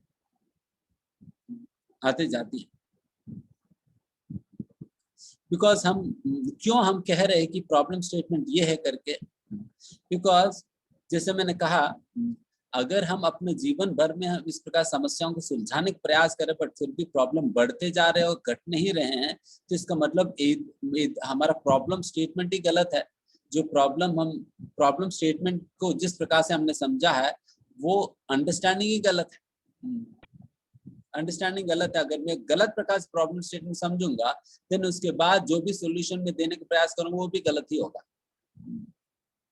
तो वही चीज हमारे साथ भी हो रहे हैं, हम गलत चीजों को पकड़कर उन्हें सुलझाने का प्रयास कर रहे हैं, बट एक्चुअली में प्रॉब्लम वो नहीं है। ऑल्दो हो सकते हैं ठीक है, बट वो बहुत छोटे मोटे प्रॉब्लम्स हैं। जैसे कि मान लीजिए कि एक बहुत बड़ा एक्सीडेंट हुई है किसी को और उनको सिर पे बहुत बड़ा चोट लगी और खून बिल्कुल धारा की तरह बह जा रही है और उनकी हाथ पैर में भी थोड़ा बहुत स्क्रैचेस लगी एंड उनको हॉस्पिटल ले गए थे। देन मेरा प्रश्न ये है आप लोगों से, एक बार सोचिए कि डॉक्टर कौन सा प्रॉब्लम्स को पहले सुलझाएंगे? जो हाथ पैर में जो स्क्रैचेस हुआ उसको बैंडेज लगाएंगे या पहले सिर पे जो लगी है चोट जिससे धारा की तरह खून बह रही है उसे सुलझाएंगे? डेफिनेटली जो सिर पे लगा वो उसको पहले सुलझाएंगे ना, बिकॉज ये छोटा मोटा जो कटी है उससे तो जान तो नहीं निकलने वाला, बट ये ऊपर जो सिर पे लगी अगर उसे ठीक नहीं करेंगे व्यक्ति की जान निकल जाएगी। उसी प्रकार से जिन समस्याओं के विषय में जो असलियत में जीवन में समस्याएं करके जो भगवान डिफाइन कर रहे हैं यहाँ पर, ये जो 4 चीजें हैं ये असलियत में समस्याएं हैं। अगर इन्हें जब तक आप समाधान नहीं करोगे तब तक आपके जीवन में छोटे मोटे समस्याएं तो बार बार आते ही रह जाएंगे। अगर ये 4 सॉल्व कर देंगे छोटे समस्या भी आना बंद हो जाएगी। ये 4 चीजें बंद कर देंगे देन छोटे समस्याएं भी जीवन में आना बंद हो जाएगी। बट हम छोटे समस्याओं को सुलझा भी लेंगे फिर भी ये बड़े समस्याएं खत्म नहीं होंगी। देन बुद्धिमानी क्या है? इन 4 समस्याओं को सुलझाना या छोटे प्रॉब्लम्स में हमेशा अपना जीवन को गंवाकर उसी में व्यर्थ रूप से बने लगे रहना। मुझे गाड़ी नहीं है, मुझे फ्लैट खरीदना है, मुझे अपना सैलरी का हाइक करवानी है, मुझे प्रमोशन चाहिए, मुझे नाम चाहिए, मुझे ये चाहिए, मुझे वो चाहिए करके इन्हीं चीजों में व्यर्थ गंवाना बुद्धिमानी है। या इन समस्याओं को सुलझाएंगे तो ये सारा समस्या आएंगी नहीं जीवन में, अपने आप सॉल्व हो जाएंगे। तो इसलिए यहाँ पर भगवान ये डिफाइन करते हैं जैसे ये सारी चीजें भी, बिकॉज देखिए हर एक व्यक्ति जीवन में बहुत खूबसूरत और यंग दिखना चाहता है, इसलिए कई बार बूढ़े होने पर भी अपने बूढ़ापन को ढकने के लिए काफी प्रयास करता है। रिंकल्स को हटाने के लिए फेस लिफ्टर उपयोग करते हैं, कुछ कॉस्मेटिक्स उपयोग करते हैं ताकि वो बिल्कुल यंग दिखे। कोई नहीं चाहता, बट स्टिल ये तो जीवन की सत्यता है कि व्यक्ति धीमे धीमे बूढ़े हो ही जाएगा। एंड सारा कॉस्मेटिक इंडस्ट्री तो इसी के ऊपर ही बड़ी है, केवल मतलब अपना बुढ़ापा को छुपाने में लगी है। बुढ़ापा तो खत्म नहीं कर सकती है, चाहे आप करोड़ों रुपए खर्च कर भी लीजिए फिर भी बुढ़ापा को तो खत्म नहीं कर पाओगे, केवल बुढ़ापा को ढक सकोगे बस। सभी लोग बहुत याद रखते हैं अपने बचपन की तस्वीर को और बचपन के कार्यों को, because they take a lot of relishment in kind of going to the past and living the past। उनको बहुत अच्छा लगता है क्योंकि अभी के समय पे बहुत समस्या है उनको, इसलिए स्वीट मेमोरीज कैप्चर करते हैं। एंड सभी लोग बहुत स्वस्थ रहना चाहते हैं, बट जीवन के साथ यह है हर एक व्यक्ति बीमार पड़ता ही है, कोई बीमारी से बचता तो नहीं। उसी प्रकार से मृत्यु हर एक व्यक्ति को सामना करना ही पड़ता है, उसी प्रकार से जन्म, जो व्यक्ति मरता है उन्हें जन्म लेना ही पड़ता है। उस प्रकार से जन्म, मृत्यु, जरा, व्याधि, ये 4 चीजें जीवन की असली समस्याएं हैं। जब तक इन 4 चीजों को समाधान करने का व्यक्ति प्रयास नहीं करता है तब तक बाकी जितने भी छोटे मोटे समस्याएं हमेशा अपने जीवन में बने रहेगा। आप कह सकते प्रभु जी मेरे जीवन में सबसे बड़ी समस्या यही कि मेरे पत्नी मेरी बात नहीं सुनती। प्रभु जी मेरे जीवन का सबसे बड़ा समस्या यही कि मेरे बच्चे हमारी बात नहीं सुनते, वो अपने मन माने करते हैं। सारे समस्या सच में है ही समस्या है, बट ये सारे ही समस्याएं सुलझ जाएगी अगर आप जन्म नहीं लोगे ना। तो उस प्रकार से अभी हम what is the root cause of all of this problems, ये जन्म, मृत्यु, जरा, व्याधि, ये birth, death, old age and disease भी क्यों है हमारे जीवन में, इसका क्या जड़ है? ये देखिए, इसका जड़ ये है कि क्योंकि हमारा भौतिक अस्तित्व ही जड़ है।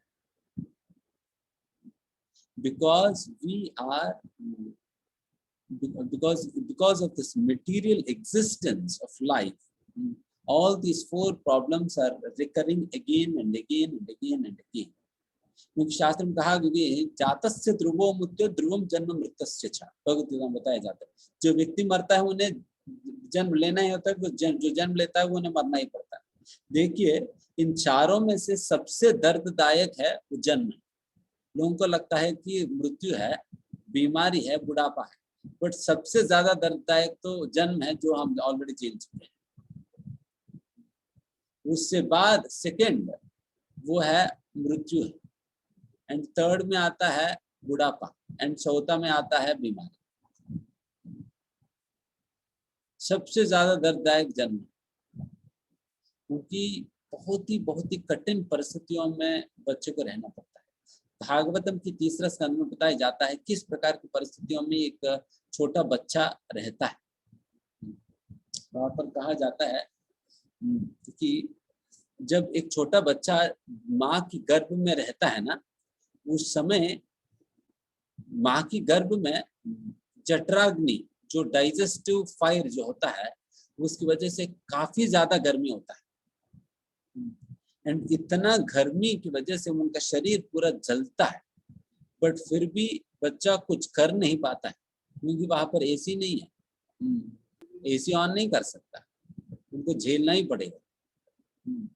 एंड फिर अगर कई बार पेट में कई प्रकार के छोटे छोटे कीड़े होती है, वो कीड़े जो है बच्चों को कई बार आकर काटती है, काटने की वजह से बच्चों को बहुत दर्द होता है, उस कीड़े को हाथ हिलाकर वो हटा भी नहीं सकते क्योंकि हाथ हिलाने का जगह ही नहीं वहाँ पर अंदर। तो कीड़े जब तक काटती है बस बच्चा रोता ही रहता है अंदर, उसी प्रकार की स्थिति में रहता है। There is no alternative for him, he has to be there in that situation. तो इस प्रकार की स्थिति है। एंड तीसरी बात ये भी है कि माँ के गर्भ में होता, पेट में होता क्या है, मल और मूत्र। मल और मूत्र, हम जितना देर बाथरूम में रहते हैं उतना देर ही बदबू को हम सहन नहीं कर पाते, बट बच्चे को तो 9 महीने तक ऐसे बदबू में रहना पड़ता है। ऐसा बदबू में उनको 9 महीने तक वैसे ही बदबू में रहना पड़ता है, हम आधा घंटा नहीं रह पाते। उस प्रकार की स्थिति में जो है बच्चा रहता है।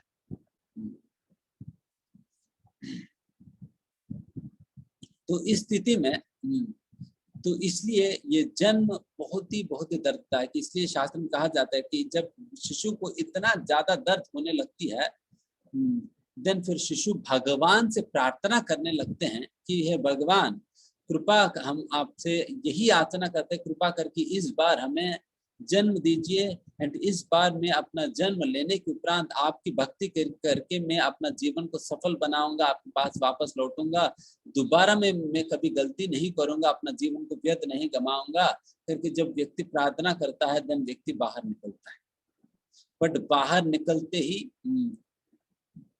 सारा बंधु मित्रों के साथ लगे रहकर फिर सब कुछ भूल जाता है, दोबारा दुनिया में माया में फंस जाता है, एंड दोबारा उनकी रूटीन की चीजें शुरू हो जाती हैं, आहार निद्रा भय मैथुन शुरू हो जाती है। तो इस प्रकार से जन्म बहुत ही दर्ददायक है, मृत्यु भी बहुत दर्ददायक है। जैसे हमने कहा 40,000 बिच्छू एक बार काटने के बराबर है मृत्यु, उस प्रकार की दर्द होता है मृत्यु के समय, तो इसलिए मृत्यु भी बहुत दर्ददायक है। तो वैसा परिस्थिति में एंड बुढ़ापा के विषय में कहना है क्या, कई लोगों को इसका अनुभव होता ही है। आप तो किसी बूढ़े व्यक्ति के पास बैठकर एक बार उनकी कहानी सुनिए, बेचारे बूढ़े लोगों के पास कई बातें होती है शेयर करने के लिए, बट सुनने वाला कोई नहीं होता, और शरीर में काफी तकलीफ होता है, मेंटल एंजाइटी, फिजिकल सिकनेस, सारा कुछ बहुत होता है बुढ़ापा में। फिजिकल इलनेस भी है और साथ ही साथ मेंटल सिकनेस भी है। तो इसलिए इन सारे चीजों से अपने आप को बचाने के लिए दूसरा कोई और मार्ग नहीं है, वो आध्यात्मिकता ही एक मार्ग।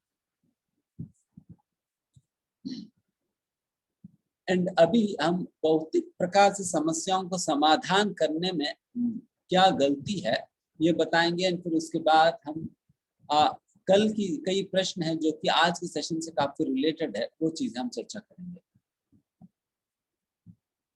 देखिए, भौतिक प्रकार से जब समस्या समाधान करने का प्रयास करते हो, सबसे पहला जिस बेसिस पे आप समाधान करने का प्रयास कर रहे हैं वो बेसिस ही गलत है। जैसा उदाहरण के लिए मैं कोई मैथमेटिक्स प्रॉब्लम सॉल्व करने जाऊं, एंड मेरा पहला ही एजम्पशन ऐसा मैं ले लूं कि लेट 1 = 10, लेट 1 = 10 करके मैं एक एजम्पशन लेकर उसके आधार पर मैं पूरा प्रॉब्लम सॉल्व कर दूं, देन मेरा सॉल्यूशन करेक्ट है गलत है? गलत ही होगा निश्चित रूप से, क्योंकि मेरा एजम्पशन जो शुरुआत में जो एजम्पशन मैंने लिया है वही गलत है। उसी प्रकार से हम अपना जीवन को बना रहे हैं किस सूत्र के आधार पर, मैं ये शरीर हूँ, मैं ये शरीर हूँ करके इस सत्य मतलब इस बात के आधार पर हम अपना जीवन की सारा चीजों को हम कर रहे हैं, सारा कार्यों को कर रहे हैं। बट जो फॉर्मूला हमने अपनाया, हम शरीर ही नहीं है करके भगवद्गीता में कहा जा रहा है, आप शरीर नहीं आत्मा हो। ये सत्य के ऊपर हमारा कार्य बेस्ड नहीं है, इसकी वजह से हमारे सारे कार्य, हमारा सारा प्रॉब्लम सॉल्विंग टेक्निक सब कुछ खराब जाएगी, सब कुछ गलत है, because the very assumption with which we started to solve the problem itself is wrong. इसलिए सबसे पहला हमें ये बात जानना चाहिए, इसलिए स्पिरिचुअल सॉल्यूशन जब हम अपनाते हैं, स्पिरिचुअल सॉल्यूशन इस सिद्धांत के ऊपर आधारित है कि based on the fact that we are not this body but we are self, we are soul. And दूसरा, जब हम भौतिक समाधान अपनाते हैं, भौतिक समाधान में जैसे मैंने कहा कोई जीवन का लक्ष्य नहीं है, इसलिए कोई दिशा नहीं होता है, केवल उनकी ऐसा ही होता है कि जो समस्या सामने खड़ी है बस उसे कैसे भी करके हमें समाधान कर देनी है। बट वो समाधान करने के दौरान क्या मैं अपने लक्ष्य की और पास में नजदीक में जा रहा हूं या नहीं, ये बात नहीं देखेगा। केवल मैं अभी at the point of this time मैं अपना जीवन में जो भी समस्या है उसका समाधान कर लिया नहीं, बस इसी से मतलब रखता है, मैं अपने लक्ष्य की ओर आगे बढ़ रहा हूं या नहीं देखेगा। जैसे उदाहरण के लिए आप मान लीजिए कि नोएडा से वृंदावन जा रहे हैं, नोएडा से वृंदावन से जाते वक्त मान लो कि कहीं पर कोई ट्रैफिक जाम हो गया, तो इसलिए आपको दूसरा रूट लेना पड़ेगा, दूसरा रूट लेना पड़ा। अब दूसरा रूट तो लिया, बट आप भूल ही गए कि वृंदावन जाना है। ठीक है, अभी के समय पे जो आपके सामने समस्या खड़ी थी, उस समस्या को आपने ओवरकम कर लिया दूसरे रूट अपना कर, बट वो रूट क्या आपको अपने जीवन के लक्ष्य तक पहुंचाएगी या नहीं, या वृंदावन तक पहुंचाएगी नहीं, इस बात की ध्यान नहीं, बिकॉज उन्हें पता ही नहीं कि वृंदावन पहुंचना है। तो उस प्रकार की स्थिति है भौतिक समाधानों की, मटेरियल सॉल्यूशंस की। Whereas स्पिरिचुअल सॉल्यूशंस में हमें बिल्कुल क्लियरली दिशा निर्देशन, लक्ष्य निश्चित है, अच्छा मुझे इस लक्ष्य तक पहुंचना है और इस लक्ष्य तक पहुंचने के लिए मैं ये समाधान करूंगा, तो ये समाधान करने पे ये मुझे मेरे लक्ष्य की ओर और थोड़ी 2 कदम और आगे ले जा रही है। तो इस प्रकार से व्यक्ति देखेगा। एंड भौतिक प्रकार की जो भी समाधान हम अपनाते हैं वो टेम्पररी सॉल्यूशंस होता है, टेम्पररी सॉल्यूशंस होता है क्योंकि वो असलियत में जड़ में जाकर समस्या को समाधान करने का प्रयास नहीं कर रहे, ऊपर से समस्या समाधान कर रहे। जैसे उदाहरण के लिए मान लीजिए कोई बीमार पड़ी है, उनकी शरीर पे कुछ बबल्स या मतलब कुछ फुंसी आने लगी, देन वो डॉक्टर के पास गए, देन फिर डॉक्टर ने कहा डॉक्टर देखिए कई स्पॉट्स आ रहे हैं मेरे शरीर पे, देखिए क्या हो गया। देन फिर डॉक्टर कहेगा ठीक है क्रीम लगा लो ठीक हो जाएगी। आप घर गए, क्रीम लगाया, फिर अगले दिन ठीक हो गया, फिर रात को देखा कि वापस आ गया, देन फिर दोबारा लगाया, फिर अगले दिन ठीक हो गया। देन इस प्रकार से बार बार आप लगा रहे, खत्म हो जा रहे, बट बार बार आ रहे हैं। देन इसका मतलब क्या है? तो इसी को टेम्पररी सॉल्यूशन कहा जाता है, क्योंकि डॉक्टर ने आपकी असली समस्या को फिगर आउट ना करके केवल ऊपर ऑइंटमेंट लगाने के लिए बताते। देन आप कहेंगे ठीक है मैं दूसरे डॉक्टर के पास जाकर चेकअप कराते, दूसरे डॉक्टर के पास गए, फिर डॉक्टर से चेकअप कराया, फिर उन्होंने कहा कि ठीक है अब जाकर ब्लड टेस्ट करा लो। देन फिर ब्लड टेस्ट करा कर लेकर आए तो फिर पता चला कि उनकी ब्लड में कुछ वायरस है, कुछ कंटामिनेशन है, जिसकी वजह से इस प्रकार के ब्लैक स्पॉट्स आ रहे। देन तुरंत उन्होंने क्या किया, उनकी ब्लड में जो कंटामिनेशन है उसे खत्म करने के लिए उन्होंने दवाई दी, तो उससे उनकी ब्लड साफ हो गया। फिर उसके बाद उनकी शरीर पे इस प्रकार की स्पॉट्स आना बंद हो गया, परमानेंटली बंद हो गया। इस प्रकार से जब रूट पकड़ते हैं एंड रूट को आप समाधान करने का प्रयास करेंगे, देन फिर समस्याएं जो सिम्टम्स है सारा कुछ ऑटोमेटिकली सॉल्व हो जाएगा। ये भी जो कुछ भी हम अपने जीवन में देखते हैं समस्या, ये सारा कुछ सिम्टम्स है कुछ रूट प्रॉब्लम की। वो रूट प्रॉब्लम क्या है, उसे कैसे समाधान कर सकते हैं, ये हमें देखना चाहिए। And spirituality does the same thing, it understands the root of the problem and tries to address it. Root of the problem पकड़कर उसे समाधान करने का प्रयास करती है, ये स्पिरिचुअलिटी की विशेषता है।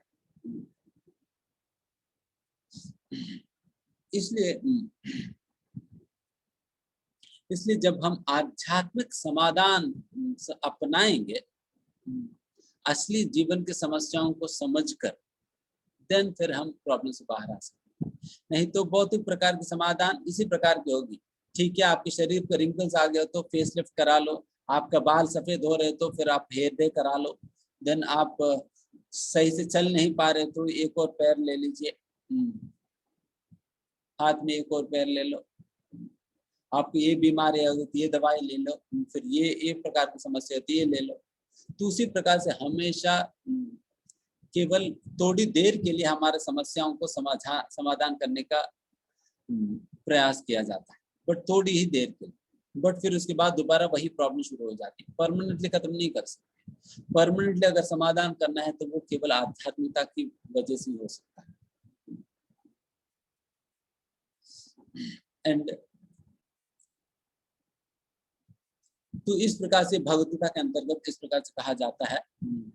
एंड इतना ही नहीं, हमारे जीवन में अनेक प्रकार की समस्याएं, जैसा आध्यात्मिक क्लेश, आदि दैविक क्लेश, आदि भौतिक क्लेश है।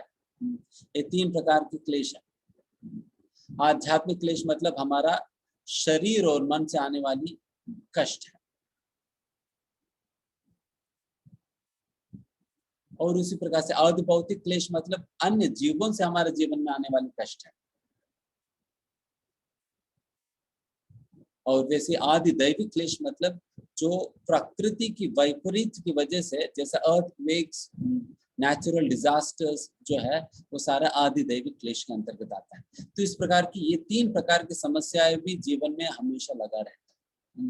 ये जो तीन प्रकार की क्लेश और ये जो चार समस्याएं जो भी हमने अभी तक चर्चा किया है, वो सातों की निवारण होगी जब हम आध्यात्मिक जीवन अपनाकर अपना अगर भौतिक अस्तित्व भी खत्म कर दे। हम अल्टीमेटली ये सारा समस्या किस लिए है, because I have taken birth in this world, and जब तक मैं इस दुनिया में रहूंगा तब तक हमेशा समस्याएं बना ही रहेगा। एंड मैं जैसे ही इस दुनिया से निकल जाऊंगा तब फिर मेरे जीवन में समस्याएं भी खत्म हो जाएगी। तो इसलिए इस दुनिया में रहकर अपना समस्याओं को सुलझाने का प्रयास करना ये बहुत बड़ा बुद्धिमानी नहीं है, बल्कि हमारा जो सारे समस्याओं का मूल कारण हमारा इस भौतिक दुनिया में अस्तित्व ही, उसी को खत्म करके हम वापस अपने भगवत धाम वापस जाने का प्रयास करनी चाहिए। जैसा कि एक मछली होता है, एक मछली को पानी से बाहर निकाल के उसे आप कितना भी खिला दो, कुछ भी कर दो, क्या मछली कुछ रह पाएगी? कुछ भी कर दो उस मछली के साथ, उसे 5 स्टार होटल की अकोमोडेशन दे दो, डिलक्स रूम में, नहीं तो उन्हें बहुत छप्पन भोग खिला दो, उनको एसी रूम दे दो, हर प्रकार की चीजें आप उन्हें दे दो, बट फिर भी वो खुश नहीं रह पाएंगे, क्योंकि उनकी असलियत में समस्या वो है ही नहीं। उनकी वो सारे चीजों की जरूरत नहीं। उनको चाहिए क्या? उन्हें जीवन में चाहिए पानी। पानी चाहिए। जब तक आप वापस उस मछली को पानी के अंदर नहीं डालोगे तब तक उस मछली के जीवन में इस प्रकार की समस्या हमेशा बना रहेगी, वो तड़पता ही रहेगा, तड़पता ही रहेगा। इसलिए क्या करनी चाहिए? इस मछली को वापस हमें पानी में डाल देंगे, देन फिर सारा समस्या एकदम से खत्म। उसे ना आप 5 स्टार होटल देने की जरूरत है, ना छप्पन भोग खिलाने की जरूरत है, ना कुछ भी करने की जरूरत है, केवल पानी में डाल दो वापस। उसी प्रकार से हम भी यहाँ का है ही नहीं, हम यहाँ का है नहीं, हम आध्यात्मिक सृष्टि को बिलोंग करते हैं। We belong to the spiritual world and somehow we got stuck up here. इसलिए इस प्रकार की समस्या आ रही। इसलिए हम जितना भी हम अपने आप को प्रोवाइड करें भी, फिर भी हमारा समस्या समाधान नहीं हो पाता। इसलिए एक ही सोल्यूशन है इसका, अपने आप को हम वापस पानी के अंदर मतलब भगवत धाम में वापस पहुंचाए, स्पिरिचुअल वर्ल्ड में वापस पहुंचाए, तभी हमारा समस्याओं का समाधान हो सकता है। एंड जैसा कल के दिन कई लोगों का इस प्रकार का प्रश्न है, प्रभु जी अनेक प्रकार के समस्याएं जीवन में हैं, तो फिर इन सारे समस्याओं के बीच में हम कैसे सुखी रह पाएंगे, कैसे सुखी रह पाएंगे? देखिए, ये बात जानते सुनिए कि हम अगर आध्यात्मिक समाधान को अपनाए, देन फिर हम अनेक प्रकार के समस्याओं के बीच में रहकर भी सुखी रह पाएंगे। क्योंकि जब हम आध्यात्मिक जीवन अपनाते हैं, भक्तिमय जीवन अपनाते हैं, then the kind of satisfaction and the happiness that the heart feels is immense. ये बहुत ज्यादा इस प्रकार की सेटिस्फैक्शन एक जीव को प्राप्त होता है। उस सेटिस्फैक्शन के आधार पे उनके जीवन में छोटे मोटे जो भी समस्या आती है, उन्हें वो बहुत ही नेग्लिजिबल हो जाती है। जैसे उदाहरण के लिए एक अरबपति है, उनके पास करोड़ों की करोड़ों रुपए है। अगर उनको 1000 रुपए की नुकसान हो जाए, देन क्या वो रोएगा? रोएगा क्या? नहीं ना, रोएगा नहीं, बिकॉज उनके पास अरबों की रुपए है। खर्च कितना गया? केवल 1000 रुपए नुकसान हुआ, बस। उनके लिए तो कोई बहुत बड़ी बात नहीं। बट वही दूसरी और एक रिक्शा वाला के लिए, जो कि दिन भर मेहनत करके कमाते ही 100 रुपए, उनके लिए 1000 रुपए के नुकसान हो जाए, देन वो बहुत दुखी हो जाएगा। तो उस प्रकार से जब व्यक्ति आध्यात्मिक जीवन को अपनाते हैं, उनकी आध्यात्मिक संपत्ति आनंद और सेटिस्फैक्शन के रूप में इतने मात्रा में उन्हें मिलने लगती है, he will voluntarily, मतलब वो इस प्रकार से चाहे जितने भी समस्या उनके जीवन में आती है, उन सारे समस्याओं को वो वैसे ही नेग्लिजिबल होने लगता है।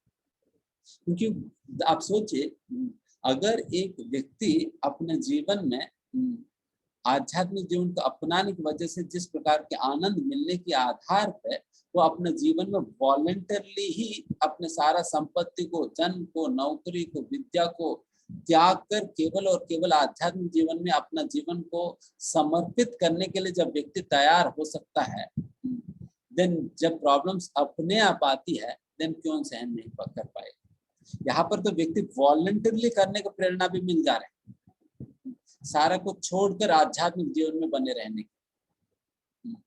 He has everything in his life, but still there are many such people.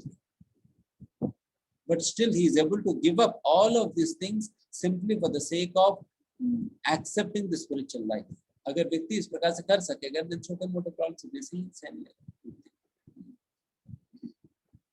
ये हम इसका कई उदाहरण बताएंगे, ये आप लोग ध्यान से सुनेंगे तो आपको भी अच्छा लगेगा। एक दो हम शास्त्रों से उदाहरण बताएंगे और एक दो हम निजी जीवन से हम उदाहरण बताएंगे।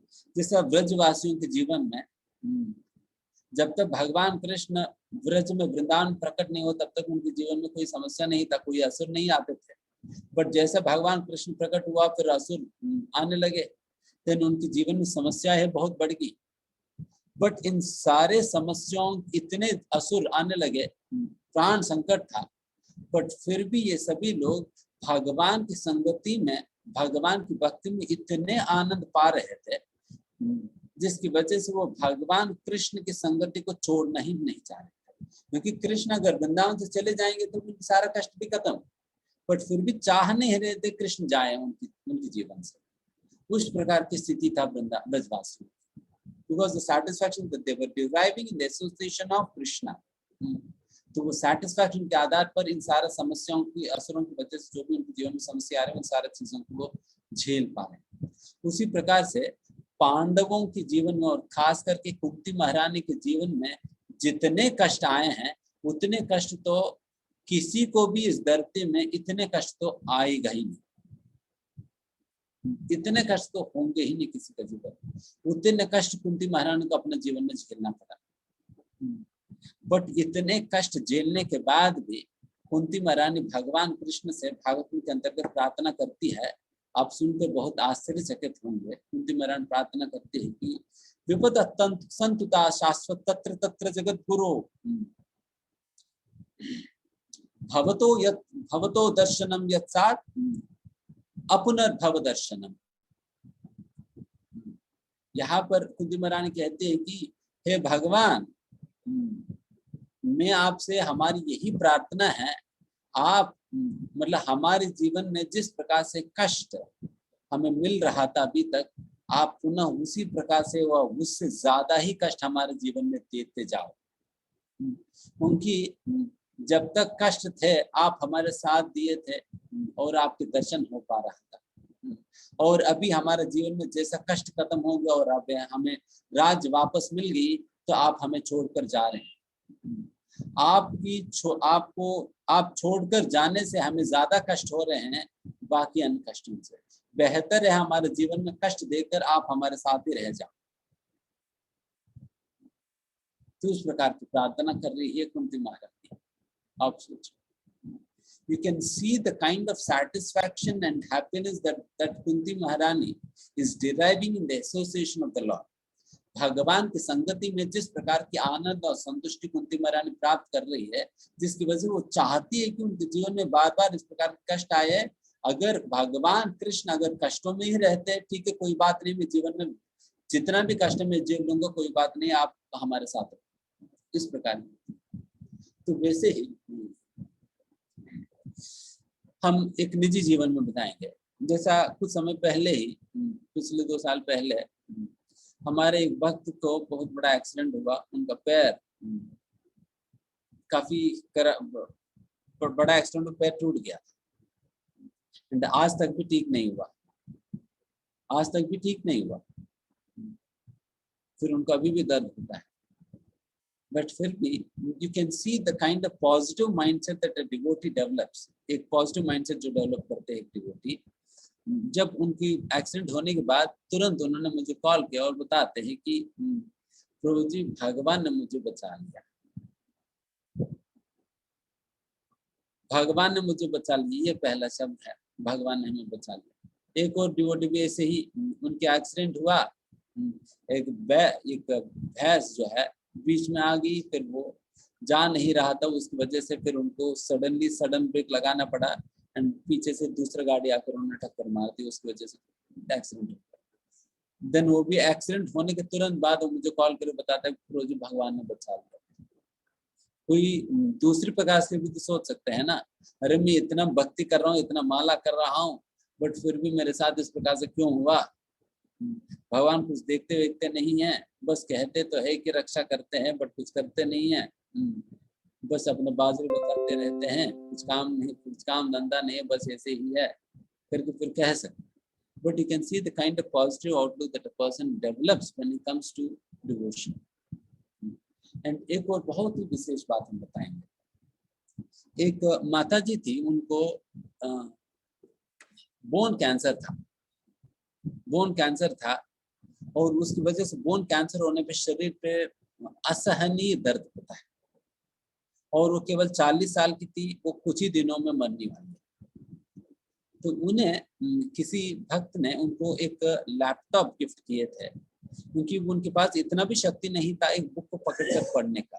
तो इसलिए भक्त ने उनको एक लैपटॉप दिए थे जिससे वो बहुत आसानी से बुक्स वगैरह पढ़ सके। तो फिर वो दिन भर यही करती थी, प्रभुपाद जी की पुस्तकें पढ़ती थी। देन बट इस प्रकार की स्थिति में वो इतने संतुष्ट थी, फिर भी इतना दर्द होने के बाद भी इतने संतुष्ट थे। एक वक्त जाने पे वो माता जी कहती है उनसे, I would never wish to exchange my fortune with anybody in this world. मैं अपने भाग्य को किसी से एक्सचेंज ही नहीं करना चाहता हूँ, क्योंकि मैं इस स्थिति में इतना खुश हूँ, इतना आनंदित हूँ कि I don't want exchange my state. आप सोचे कि उस स्थिति में कितना आनंद मिल रहा है। तो फिर इसलिए वो माता लोग उनके पास दुखी होकर जाते थे उनसे सुख लेने के लिए।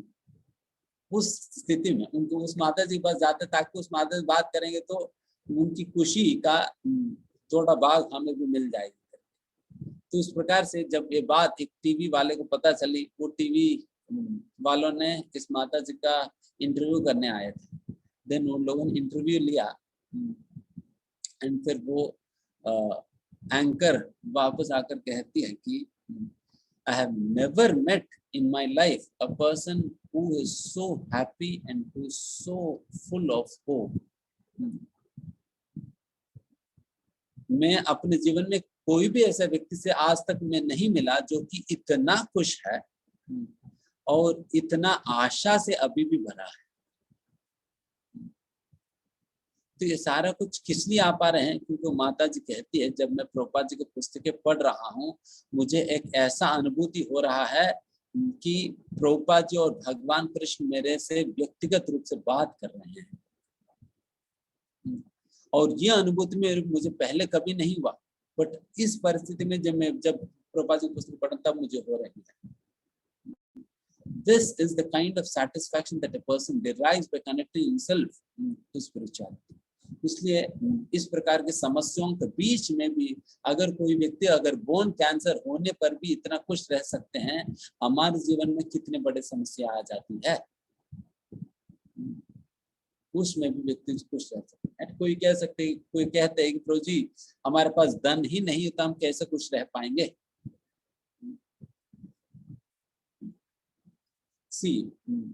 ये बात स्मरण रखिए, money can buy comforts but not happiness. धन सुविधाओं को खरीदने में काम आएगी बट आनंद को खरीद नहीं सकेगी, क्योंकि आनंद सुविधाओं में नहीं है। हम कई बार मनी को और आनंद को रिलेट करते हैं बट उसका रिलेशन नहीं है, बिकॉज धन कितना भी हो फिर भी व्यक्ति संतुष्ट नहीं हो पाता है। इसलिए कहावत है, person who is not satisfied with little can not also be satisfied with more. कम से संतुष्ट नहीं है तो फिर ज्यादा मिलने पर भी संतुष्ट नहीं हो पाएगा, क्योंकि व्यक्ति के लालच की कोई सीमा नहीं है। लालच की कोई सीमा नहीं है।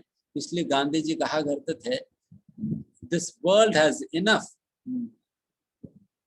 To cater to everybody's need but it does not have enough for one person's greed. एक व्यक्ति की लालच को संतुष्ट करने के लिए पर्याप्त मात्रा इस दुनिया में नहीं है, बट इस दुनिया में सभी लोगों की जरूरतों को पूरा करने के लिए पर्याप्त है। बट एक व्यक्ति का लालच को भी हम पूरा नहीं कर पाए। ये लालच की स्वभाव है।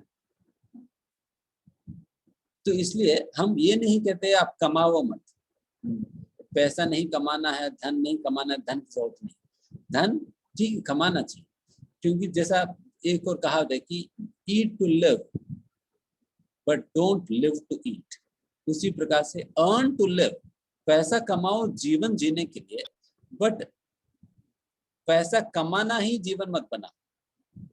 बट आज के समय पे लोगों की यही हाल है, पैसा कमाना ही जीवन बना देते हैं। बट पैसा कमाना ही जीवन मत बनाओ, क्योंकि जीवन का कुछ और बहुमूल्य उद्देश्य है। उस उद्देश्य को फुलफिल करने के लिए हमें अपना जीवन को उपयोग करनी चाहिए, not simply for the sake of earning money. तो ये बात हमें स्मरण करनी चाहिए। तो हम पैसा कमाने से हम मना नहीं करते, पैसा कमाओ कोई दिक्कत नहीं, बट जितना आपको जरूरत है उतना आप, क्योंकि पैसा कमाने में बहुत एनर्जी, बहुत समय, सब कुछ लगता है। अगर सारा एनर्जी, समय, सब कुछ आप वहीं पर लगाओगे, देन भगवान को, भक्ति में, आध्यात्मिक जीवन को क्या दे पाओगे? आपके पास कुछ समय, शक्ति, समय बचाएगा ही नहीं।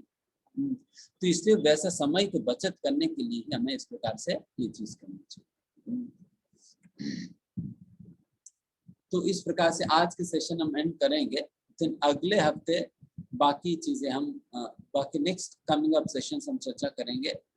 और आप सभी इसी प्रकार से आइएगा। एंड आपको जो भी प्रश्न है, आप पुनः जो आपको क्विज वगैरह फॉर्म्स दिया जा रहे हैं उसमें आप प्रश्न लिखने का भी आपके पास प्रोविजन दी जा रही हैं, तो वहां पर आप प्रश्न लिखेंगे तो जिस प्रकार से आज हम इसी सेशन के अंतर्गत आपके प्रश्न का समाधान किया है उसी प्रकार से उसमें भी हम करेंगे।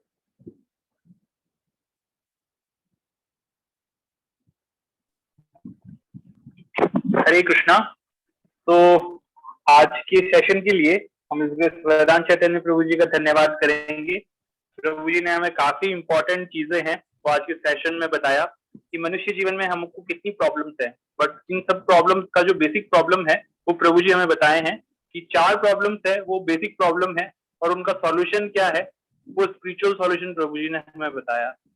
तो आज का सेशन है वो हम इस तरह से कंक्लूड कर सकते हैं कि आज बार है रविवार, किया हमने यह गूढ़ विचार, जीवन की समस्याओं पे किया शास्त्र की तलवार से वार, करते हैं हम यह स्वीकार, यही ज्ञान है जीवन का आधार, करते हैं हम यह वादा, नहीं जिएंगे जीवन अधूरा और आधा, प्राप्त करके रहेंगे जीवन का पूर्ण लक्ष्य, अब से यही है हमारा हम सबका यह इरादा। तो आप सभी अच्छे से इस सेशन को अटेंड किए हैं ऐसा मेरा मानना है। तो आप सबके लिए अभी क्विज रेडी है जैसा प्रभु जी ने हमें बताया है, तो आप सबके लिए क्विज रेडी है, आप सभी लोग उस क्विज को दीजिए।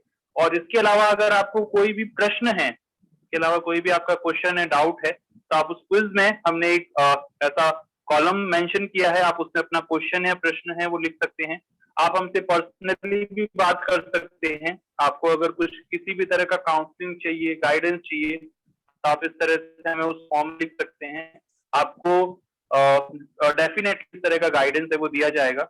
जो जीवन का मंत्र है, इस जीवन को जीने का मंत्र है, मंत्र ऑफ लाइफ है, उसका सेकंड सेशन है वो आज हमने कंप्लीट किया है, जो मटेरियल प्रॉब्लम का सॉल्यूशन क्या हो सकता है। तो इसी तरह से आप हमारे साथ बने रहिए और ये चारों सेशन आप अच्छे से अटेंड, जीवन का परम लक्ष्य है वो हम प्राप्त करके रहेंगे, इस तरह से ये वादा अपने आपसे कीजिए और प्रैक्टिस कीजिए। जो कुछ भी बताया जा रहा है उसके साथ आप अलाइन रहिए। इसी आशा के साथ हम आज का जो सेशन है उसको यहीं विराम देते हैं। आज का जो क्विज लिंक है वो ग्रुप पे डाल दिया गया है, host has sent the quiz link in the chat box, और यही सेम लिंक है हमारे जो व्हाट्सएप ग्रुप है उसमें आपको शेयर कर दिया जाएगा। इसके अलावा अगर आपको कोई भी टेक्निकल इश्यू आ रहा है, आपका लिंक हाईलाइट नहीं हो रहा है, आपकी वो भी क्विज है वो ज्वाइन नहीं कर पा रहे, सेशन ज्वाइन नहीं कर पा रहे, तो हमारी टेक्निकल टीम के कांटेक्ट नंबर है वो सभी व्हाट्सएप ग्रुप में हमने सर्कुलेट कर दिए हैं, तो आप वहां से उनको कांटेक्ट कर सकते हैं।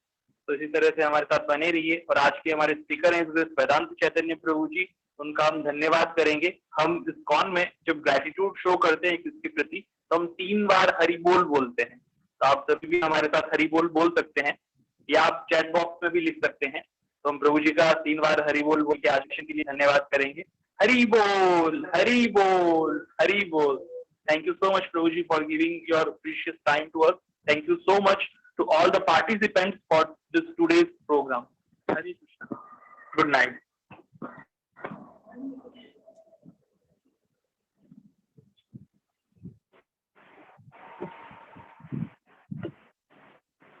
क्विज लिंक फिर से डाल दिया गया है, तो आप सभी लोग क्विज दे सकते हैं। सभी लोग क्विज अटेम्प्ट करिए, क्योंकि ये जो सेशन है हमारा, ये चारों सेशन का जो कॉम्बिनेशन है मंत्र ऑफ लाइफ, ये एक सर्टिफाइड कोर्स है। जो पर्सन, जो पार्टिसिपेंट इस चारों सेशंस को अटेंड करेगा, हमारे पास उनका अटेंडेंस भी मेंटेन किया जा रहा है, और साथ में क्विज जो देगा उनको सर्टिफिकेट मिलेगा मंत्र ऑफ लाइफ कोर्स का। आप इसी तरह से हमारे साथ बने रहिए। बहुत बहुत धन्यवाद। Hare Krishna. Thank you. Host Prabhu में रिमूव, ओके, होस्ट प्रभु आप मीटिंग एंड कर सकते हैं। Thank you.